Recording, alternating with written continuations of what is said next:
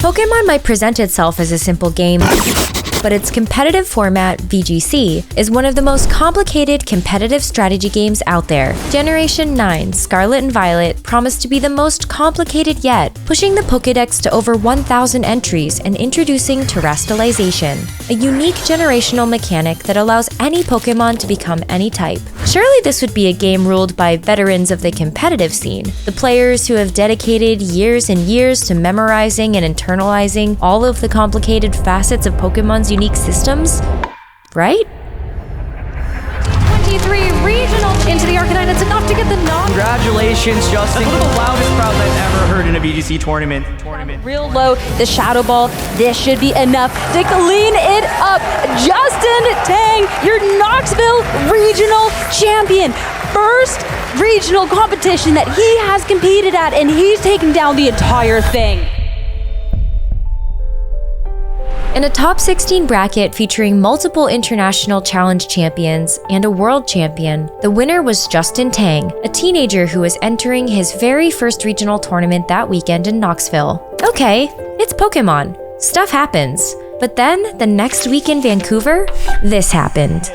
Removing its own resistance to fairy-type attacks and allowing that Moonblast to pick up a knockout. Yeah, that is the end there. That actually means that Abdullah is your Vancouver 2023 regional champion. And then, just in case there were any doubters left, a few weeks later, it happened again. Weekend showcasing exactly why it is a Pokemon to watch out for. Justin Tang! Justin Tang winning his second regional championship. For the third time this year, a regional championship went to a player who hadn't entered an official tournament prior to 2023. You're not the only one surprised. Both Justin and Abdullah went into their first events just hoping to get some experience and have a good time. Justin's parents didn't even find out he was going to the event until they saw him taking down some of Pokemon's finest challengers on the official tournament stream. Abdullah tweeted that he just hoped to win a single set. So what gives? How did two players with almost total inexperience manage to outlast and outplay hundreds of others, including some who have been playing at and winning Pokemon tournaments for as long as a decade or more? Is there something unique about Generation 9's competitive scene? And are these new kids truly the future?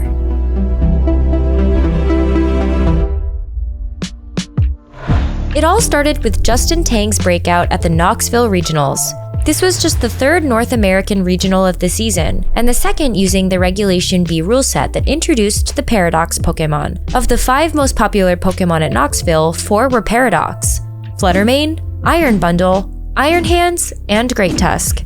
Justin's team incorporated 2 of the most powerful Paradox Pokemon, with some of the most powerful pieces of the Perish Trap team Wolf had used to win the first regional of the format in Orlando a few weeks before. Against hyper-offensive teams, Gothitelle, Fluttermane, and Amoonguss could slow things down with the Perish mode. Against slower teams, offensive threats like Palafin, Arcanine, and Iron Hands piled on the pressure. It's a pretty common 5 or 6 bonds. I know Wolf had Scream Tail. I didn't play much of Series 1. This was my first Series 2 event, and kind of my first time kind of really diving deep into the meta. So I wanted to pick something that was obviously good and something I could pilot very well. Justin piloted this team to a 12-2 record in Swiss rounds, good enough to earn him the top seed in the top 8 bracket. But his job wasn't done. He still had to get through the grueling, unforgiving single elimination portion of the competition, and right away he was matched up with a veteran of the game in Justin Karras. The match was a slog, as both players brought Gothitelle and played extremely defensively, using the combination of its Shadow Tag ability, smart terrestrializations, and protects. But after 40 minutes, it was Justin Tang's Gothitelle that reigned supreme, and it was on to top 4.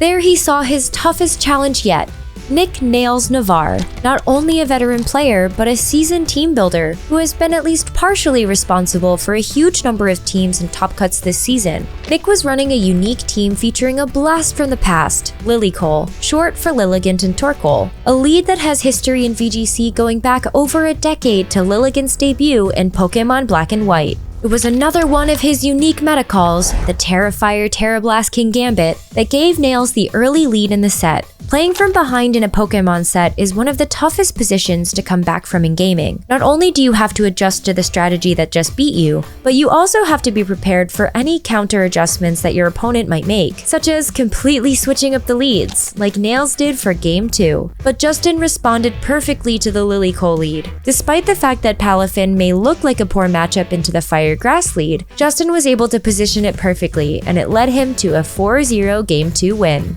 Nails went back to the King Gambit lead that won him Game 1, but Justin made some bold plays with his Zero Form Palafin to give him just enough momentum to have a chance to deal with the power Nails team was throwing down. Justin would go on to win one of the closest games you'll ever see after his Hero Form Palafin lived in Earth Power from Nyx's Torkoal at just 3 HP to advance to the finals.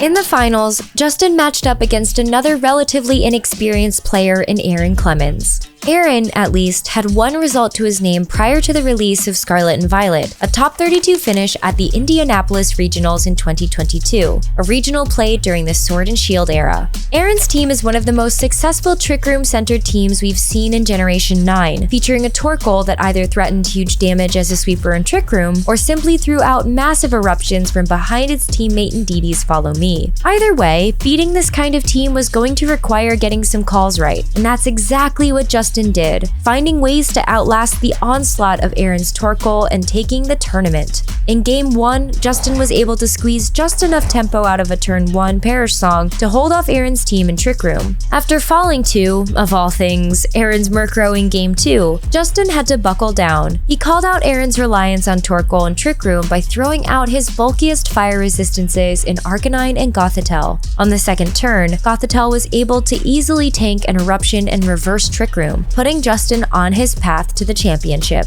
So how did all of this match up with Justin's expectations? It was my first tournament. I was feeling pretty good. Of course, I didn't expect to win at all. I expected some good results, but going 8-1 my first day and only losing to my final round versus Luca Paz, a really good player, pretty insane. It was an insane run. You can't really predict your own run or how you do, but just being able to do it, especially just for the first time and meeting other players who've been doing this, which is kind of really insane. Remember that team that almost took out Justin with the Terrifier King Gambit and the Lily Cole? Just a couple weeks later, it was another new player, Abdullah Mohayudin, finding success with the same set of 6. At the Vancouver Regional Championships, Abdullah was hoping just to win a single set. By the end of Day 2 Swiss, he, like Justin, was 12-2 and the first seed heading into the top 8 bracket. I expected nothing. I literally expected 0. I was so happy to be there. I used to go to Vancouver a lot when I was younger. I was very happy to just be back in the city. I hung out with Luca Paz the entire weekend. I had lunch with Joe UX9. It was just so fun. I had no expectations because I was so happy. My expectations had already been exceeded prior to round 1. I didn't care how I did because I was just so happy. Abdullah's first opponent in top 8 was Dimitrios Kagaras, a veteran of the Canadian Pokémon scene and a finalist at the Vancouver Regionals 5 years prior, which he won by a 2-1 score off stream. He would play his final 2 sets at the stream setup on the main stage though, with the spotlight fully on him. The semifinals matched Abdullah up against Dylan Salvanera, an American player with a win at the 2018 Roanoke Regionals under his belt already. Dylan's team featured Roaring Moon, Sandy Shocks, and perhaps most shockingly, Paldean Tauros Blaze Form. Dylan was the only player to use these 3 in Vancouver's top 8, all with unique sets. Dylan was not about to let physical attackers take him down, as he had Tauros's Intimidate and Roaring Moon's Breaking Swipe to threaten attack drops at every turn. The first few turns decided the first 2 games. Game 1, Abdullah hit his Sleep Powder and was able to roll to victory behind his Terra Fairy Choice Vex Fluttermane's pure damage output. Game 2, Dylan's Sandy Shocks and Tauros were both bulky enough to survive a full power Terra Fire Eruption from Torkoal, and Abdullah didn't have enough left in the tank after the big swing. It would have been easy to show fear of Sleep Powder's 15% chance of missing and shy away from that line that won him Game 1, but he went back to it, and the sleep turns were critical in shutting down Dylan's Sandy Shocks. Once again, the Fluttermane piled on too much damage, and Abdullah advanced to the finals. His opponent, Ryan Lassetto, brought a team with a great matchup into just about everything else he ran into in Vancouver. He also brought King Gambit, but instead with a flying Terra typing to enable it to stay in, while its partner Great Tusk clicks Earthquake. Ryan's team also used Corviknight's Tailwind to enable this pair. In most matchups, Corviknight is able to use its bulk to shrug off hits and get up a Tailwind even if it doesn't have the speed advantage on turn 1. And even if you choose to double up into it, like Aaron Zhang tried in Game 1 of his semifinals matchup against Ryan, its teammates put on enough pressure to make you pay for ignoring them. Corviknight cannot shrug off hits from Torkoal. Abdullah and Ryan also played in the Swiss phase, where Abdullah won 2-0. It was more of the same in the finals, where Lilycole's threat of an after you eruption kept Ryan's Kingambit and Corviknight on the bench. With Ryan's primary means of speed control effectively unavailable, Abdullah ran away with the set, taking another 2-0 victory and the championship.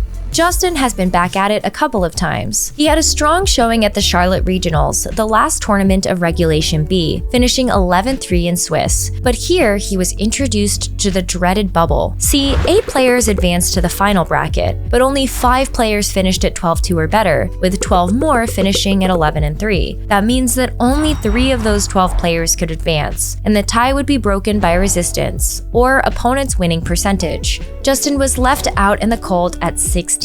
That's still a fantastic performance, but perhaps also a sign to temper expectations. He can't win every time he goes out there, after all. Justin's third tournament came just a week later, but it was arguably an even better test of his ability to adapt. The Fort Wayne Regionals in Indiana in early April was North America's first tournament in the Regulation C rule set. This new format may have only added 4 Pokémon, but every single one of the Ruinous Quartet has made an impact on the meta, and the way their abilities impact the entire field has enabled whole new strategies, reviving Pokémon who had struggled in the Regulation B meta. It was anybody's guess what was going to rule the day. The winner wasn't just going to have to bring a great team, they were going to have to be ready to think on their feet and adapt to whatever new nonsense this meta was prepared to throw at them. And let's be real, there was no way you were going to be prepared for everything that succeeded at Fort Wayne. Top Cut included so many unique Pokémon. There was a Jumpluff, a unique Chlorophyll user to take advantage of Torkoal's sun. There was Doxpin, taking advantage of the newly legal Chi-Yu's access to Lava Plume, which has wild synergy with Doxpun's well-baked body ability.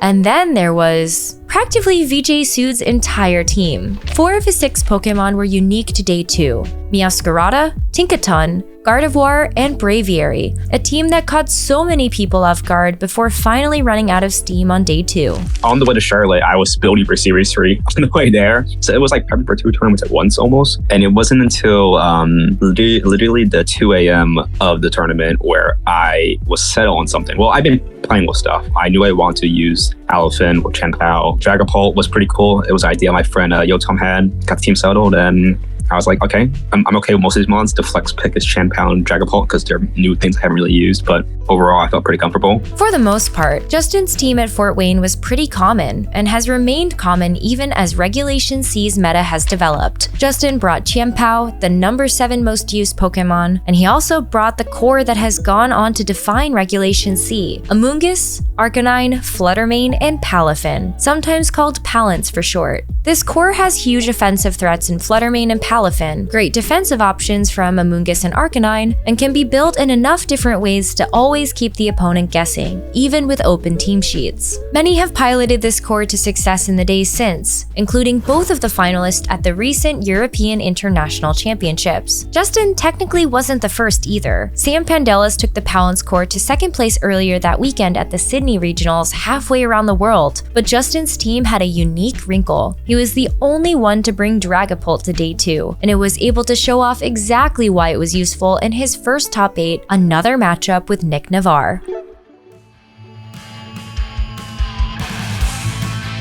Nick is known as one of the most creative team builders in the game, so it should be no surprise that he came to Fort Wayne with something completely different from the Terrifier Kingambit team he brought to Knoxville. Instead, he was cooking with a move everybody had always assumed was only for singles play: Stealth Rock. He took advantage of the absurd bulk of Tinglu and Dondozo to put on incredible pressure, with Tinglu putting up the rocks and Dondozo forcing switches with Yawn. This team ate Chien-Pao and the other hyper-offensive teams built around it for breakfast. It kept that up in Game 1 against Justin and his Chien-Pao. Justin's Choice Band Dragapult didn't have quite enough damage to take down the bulky Dondozo, and Nick went up 1-0. Once again, Justin's back was against the wall. and once again, he was able to fight his way out. Justin's Dragapult was central to his comeback, as he absolutely needed the damage from its choice-banded Dragon Darts to break through Nick's bulky Dondozo. If you thought that was a comeback, take a look at the position Justin faced in his next round against Luca Traget and his Black Glasses Kingambit team. After losing a close Game 1 despite burning Luca's Kingambit, Justin was trying to swing momentum in his favor with a big play on the first turn of Game 2. And then, this is one of those Pokemon that kept him away from the Flutter Mane, but the Arcanine taking the Ice Spinner attack and the Flare Blitz. Justin probably anticipating a protect from that Amoonguss. Instead, Spore putting the Chien-Pao to sleep. Between some brave plays, like leaving his sleeping Chien-Pao in front of Luca's Arcanine to read an aggressive Spore attempt, some brilliant defensive positioning, and some well-timed Pollen Puffs, Justin was able to claw his way back into the game. This is part of the power of the Palafin balance core both players were using in this matchup. As long as you have a defensive switch available to you, there's a way out. A few turns later, Justin's Terra Water Palafin was able to take out Luca's Amoonguss, while his own Mushroom put Luca's Flutter Mane to sleep, entirely turning the tables. As most champions do, Justin got a little bit of help from RNG in the final game. After Luca's Arcanine whiffed a Will-O-Wisp into the Palafin that was Justin's main damage source in the set, victory was in Justin's sights, and he was able to once again use the power of side Pollen Puffs to advance to the finals. There, Justin was matched up against Joseph Ugarte,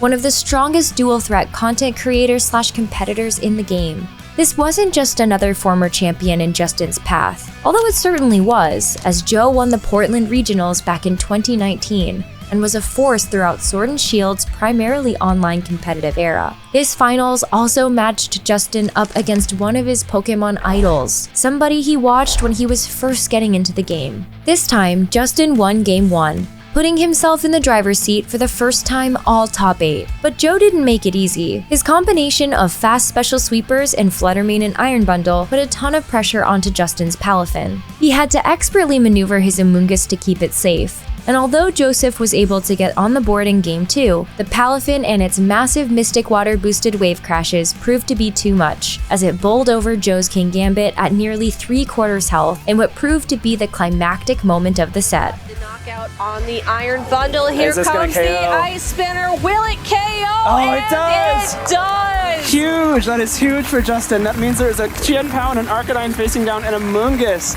It's hard to see Joe coming back from that.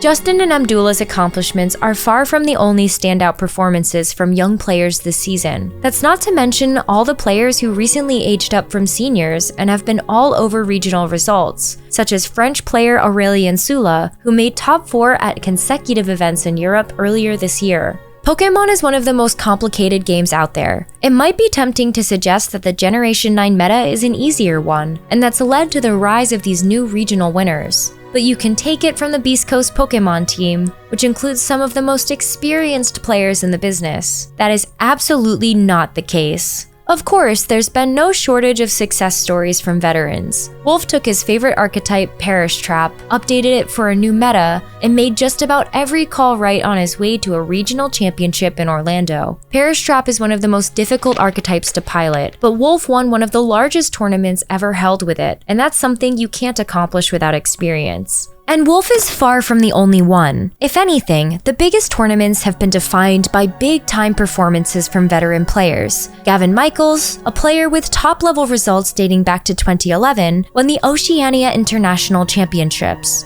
Paul Chua won the European International Championships. Alex Gomez-Berna, better known as PokeAlex, won the North America International Championships, his first VGC tournament win since 2015. Joseph Ugarte, aka Joe UX9, became a repeat champion at the Portland Regionals in 2023, defending his title from 2019.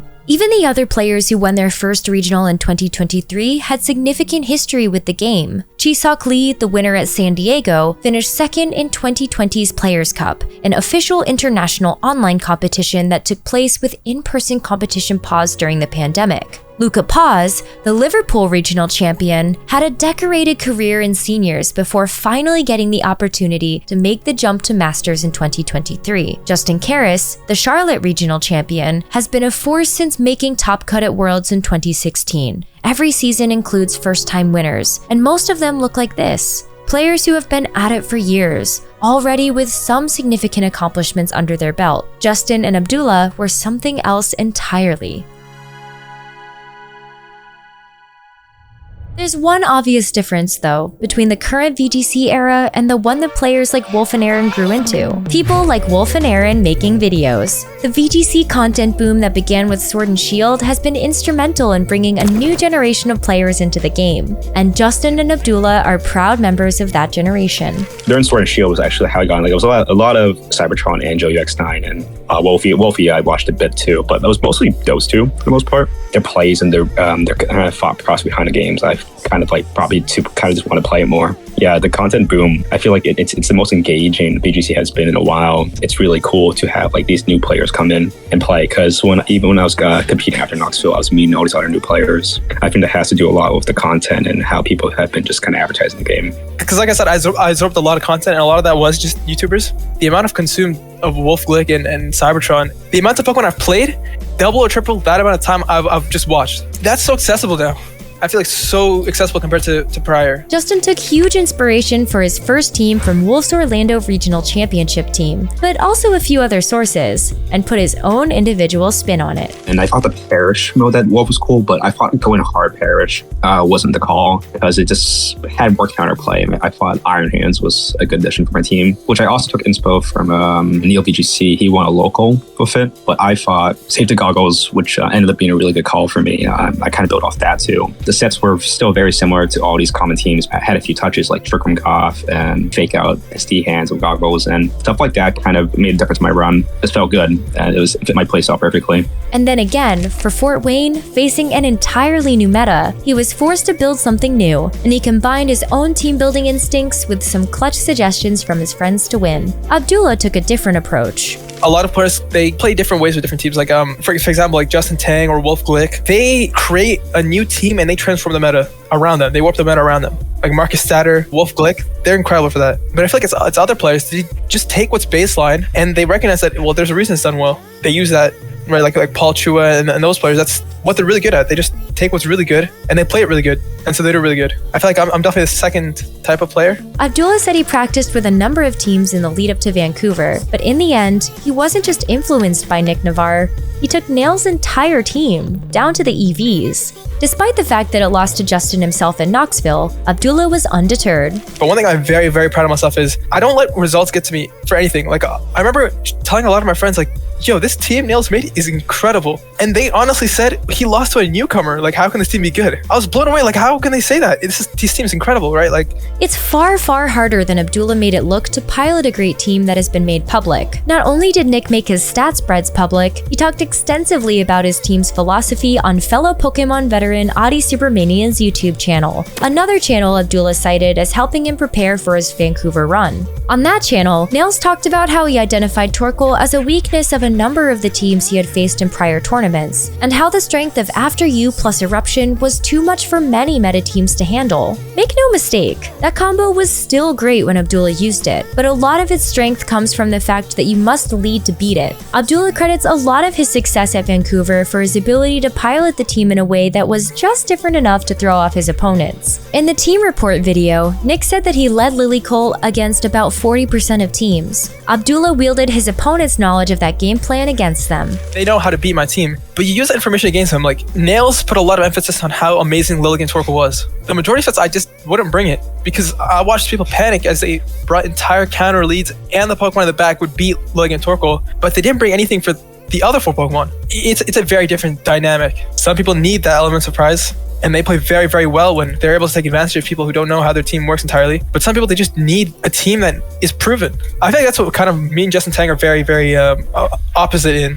The stories of Justin and Abdullah show just how incredible a spot this competitive VGC scene is in right now. Thanks to the growing group of veterans providing engaging, high-level content, players like Abdullah and Justin are able to stand on the shoulders of giants and reach heights new players simply weren't supposed to be able to reach before. They also show that there isn't just one way to do it. Justin and Abdullah are both brilliant players despite approaching the game with far different team building and practice strategies. Justin showed how you can innovate your way to the top, and Abdullah showed how you can take existing strategies and hone them to perfection. Their story, of course, is far from over. Both Justin and Abdullah competed at this August's World Championships in Japan. Despite once again going in with low expectations, Abdullah showed his ability to take a team to new heights, starting on day 1 and making it all the way to 5th place. As with his Vancouver win, he credits his team building process to others, this time a group rather than one player. And as with his Vancouver win, he took that team farther than anybody else could, becoming the tournament's highest placing Pelipper user, in a meta where Rain has proven extremely strong. He proved beyond a shadow of a doubt that his Vancouver result was no fluke, even if he still doesn't fully believe it yet. It's a great time to be a competitive Pokémon player. The game isn't just in the middle of a competitive boom, with some of the biggest tournaments of all time taking place this year. It's also a time when anybody who is willing to put in the time and effort can truly believe that they can compete, even against players who have been playing and winning for a decade or more. So what are you waiting for?